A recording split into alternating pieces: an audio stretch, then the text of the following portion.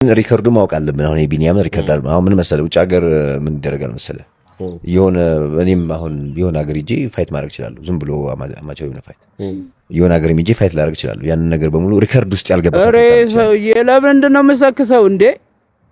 ንቃተ ህሊና የትኛውን ፋይት አድርጎ ነው መጥቶ ንቃተ ህሊና ከጆን ጋር ፋይት ያደረገው?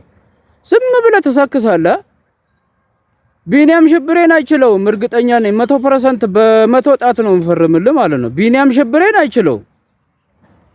ቢኒያም ጀግና ውጭ ሀገር ስንትና ስንት የኢትዮጵያን ባንዲራ ከፍ ያደረገ ሰውዬ ደግሞ እዚህ ጋር አታንገራግር። ሲጀመር ቢኒያምን ቲክቶክ ላይ ስላየው ነው ቢኒያም የምትለው እንጂ ቢኒያም መጥቶ ከጆኒ ጋር ፋይት እንዳረግ አትፈልግም። ዝም ብለህ ለሚዲያ ጋጋታ ብለህ ነው እንትን እየሰከስክ ያለውና ንቃተ ህሊናው የትኛውን የውጭ ፋይት ከማን ጋር ከየትኛው ድርጅት ጋር አድርጎ ነው አይተው ደግሞ አይ ቢኒያም ከማን ጋር ፋይት እንዳረግ? ኧረ እባክህ ሳክሳ